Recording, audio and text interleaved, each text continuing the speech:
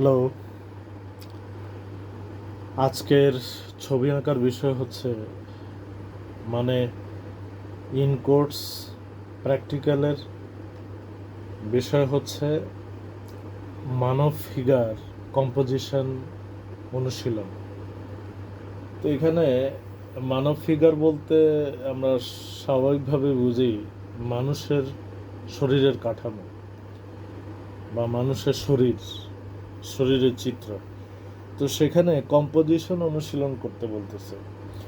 এই কম্পোজিশন অনুশীলন মানে আমরা জানি চর্চা, আর কম্পোজিশন মানে হচ্ছে আমার সাধারণত জ্ঞান আমরা যেটা বুঝি সেটা হচ্ছে মিলকরণ। অর্থাৎ মানব ফিগারের বা মানব শরীরের প্রত্যেকটা অঙ্গ প্রত্যঙ্গর একটা সামঞ্জস্যপূর্ণ করণ। মানে দেখা গেছে মাথাটা একরকম হলো, হাতটা একরকম হলো, একটা হাত ছোট হলো আর একটা হাত বড় হলো, একটা পা বড় হলো একটা পা ছোট হলো, এভাবে নানানভাবে অঙ্গ প্রত্যঙ্গের মানে অমিল হলো, তাহলে সেটা কিন্তু আর কম্পোজিশন হলো না। কম্পোজিশন হচ্ছে মানে মিলকরণ। অর্থাৎ একটা অঙ্গের সাথে আরেকটা অঙ্গের যাতে সামঞ্জস্য থাকে। আপনি যেই আঙ্গিকেই ধরে আঁকেন না কেন, যাতে মাথার সাথে কাঁধের মিল থাকে, কাঁধের সাথে হাতের মিল থাকে, হাতটা কতটুকু লম্বা হলো সেই লম্বাটা যেন শরীরের সাথে সামঞ্জস্যপূর্ণ হয়, পাটা কতটুকু আঁকলেন সেই আঁকাটা যেন হাতের সাথে শরীরের অন্য অংশের সাথে একটা সামঞ্জস্যপূর্ণ হয়।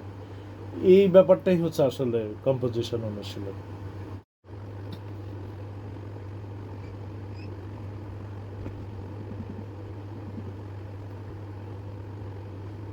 বন্ধু হতে চেয়ে তোমার শত্রু বলে গণ্য হলাম। বন্ধু হতে চেয়ে তোমার শত্রু বলে গণ্য হলাম। তবু একটা কিছু হয়েছি যে তাতেই আমি ধন্য হলাম। বন্ধু হতে চেয়ে তোমার শত্রু বলে গণ্য হলাম। বন্ধু হতে চেয়ে তোমার শত্রু বলে গণ্য হলাম।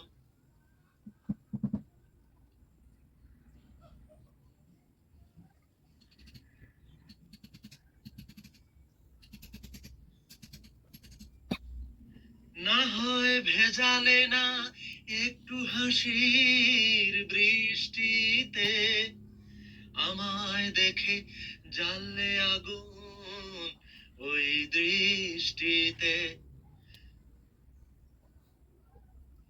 না হয় ভেজালে না একটু হাসির বৃষ্টিতে, আমায় দেখে জ্বাললে আগুন ওই দৃষ্টিতে।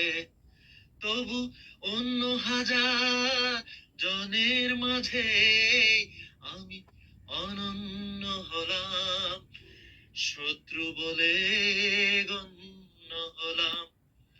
বন্ধু হতে চেয়ে তোমার শত্রু বলে গণ্য হলাম।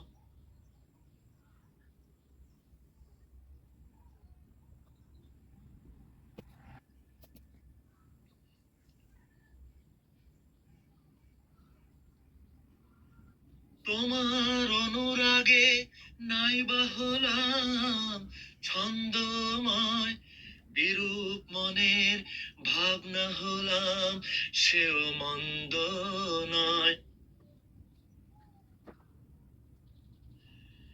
তোমার অনুরাগে নাইবা হলাম ছন্দময়, বিরূপ মনের ভাবনা হলাম সেও মন্দ নয়। আমি বৈরী হলেও দোষ কি বলো, সে তোমার জন্য হলাম শত্রু বলে গণ্য হলাম, বন্ধু হতে চেয়ে তোমার শত্রু বলে গণ্য হলাম।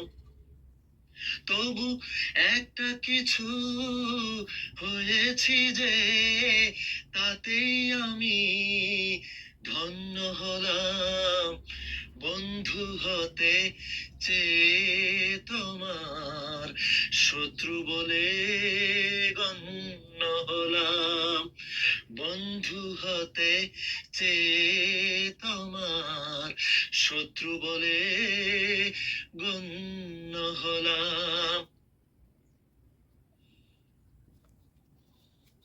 বন্ধু হতে চেয়ে তোমার শত্রু বলে গণ্য হলাম। তো মোটামুটি হয়ে গেছে মানব ফিগার কম্পোজিশন অনুশীলন। আমি যতটুকু পারছি ততটুকু করার চেষ্টা করছি। দুইভাবে আঁকার চেষ্টা করছি, ফিগারের পেছন দিক এবং সামনের দিক। একটু ফেশিবহুল করে ফেলছি, মানে এখন বর্তমানে তো ব্যায়ামের শারীরিক কসরতের ব্যাপারটা একটু তীব্র, সবাই মোটামুটি এদিকে ঝুঁকছে, তো এই জন্য পেশিবহুল করছি কিছুটা বডিটা। এই বাইসেপ টাইসেপগুলো একটু স্ট্রং থাকে না ব্যায়াম করলে, ওই টাইপের করলাম আর কি। তো এখনো টোন বাকি আছে, টোনটা করব।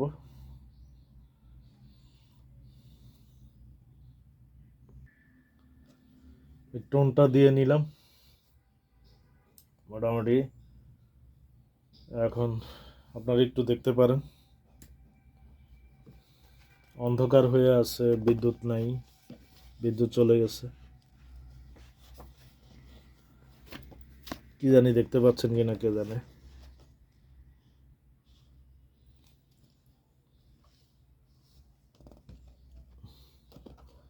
এটা বডির পেছন দিক আর এটা সামনের দিক, এটাই কম্পোজিশন। মানে দেখেন দুইটা বডি সেম সেম, তেমন কোনো পার্থক্য নাই আকৃতিগতভাবে এবং বডির কনস্ট্রাকশনগতভাবে সেম সেম। দেখেন এই যে বডির এই অংশটা দেখেন পেশিবহুল, মাথা পেছন দিক আর সামনের দিকের কি হতে পারে। এখানে পেছন দিকের হাঁটুটা পিছন দিকের কাপড়ে মোড়ানো থাকে, আর এখানে হাঁটুটার একটা ভাঁজ থাকে, প্যান্ট থাকার পরেও দেখা গেছে কাপড় চোপড় থাকার পরেও একটা হাঁটুর ভাঁজ থাকে, সেই হাঁটুর ভাঁজটা কিছুটা ফুটিয়ে তোলার চেষ্টা করা হয়েছে। আকৃতি দেখেন সেম সেম একই রকম। তো এই মানে অঙ্গ প্রত্যঙ্গ, হাতের দিকে তাকান সেম সেম, পায়ের দিকে তাকান সেম সেম, মোটামুটি একটু 19-20 হতে পারে, কিন্তু যাতে একটার সাথে আরেকটা 19-20, কিন্তু এখানে মূল কম্পোজিশনটা আসলে নির্ভর করে একটা ফিগারের উপরে। আমি দুইটা আঁকছি, পিছন দিক এবং সামনের দিক, কিন্তু মূল কম্পোজিশন হচ্ছে আপনি একটার সাথে তার এই যে শারীরিক গঠনগত আকৃতিটা ফুটিয়ে তোলা, অর্থাৎ হাতের সাথে পায়ের মিল থাকা, পায়ের সাথে গোড়ালির মিল থাকা, এবং অন্যান্য অংশে মাথা গলা যেই পার্ট বাই পার্ট বিষয়গুলো মিল থাকা। যদিও শতভাগ, আমি এর আগেও একটা ভিডিওতে মনে সম্ভবত বলছি যে অঙ্গ প্রত্যঙ্গ কিন্তু একবারে শতভাগ কিন্তু মিল থাকে না। আল্লাহ তাআলা সৃষ্টিগত দেখবেন বিভিন্ন ক্যাটাগরির কিন্তু শরীর উনি তৈরি করছেন, মানব ফিগার তৈরি করছেন। কারো দেখবেন এই কোমরের এই অংশ থেকে হাঁটু পর্যন্ত একরকম, আবার এই অংশটা অমিল। আবার কারো গলা থেকে এই কোমরের এই অংশটা যেরকম দেখা যায়, আবার কোমরের নিচের অংশটা দেখা গেছে হয় বেশি থাকে, না হয় কারো কম থাকে তুলনামূলকভাবে। এরকম নানান ধরনের কিন্তু একটা পার্থক্য আছে। ওটা হচ্ছে মানে একেবারে বৈশিষ্ট্যগত পার্থক্য।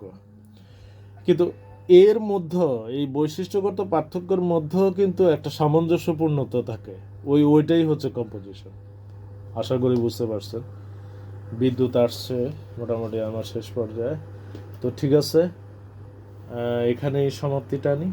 ভালো থাকেন, ভালো রাখেন, এই তো, খোদা হাফেজ।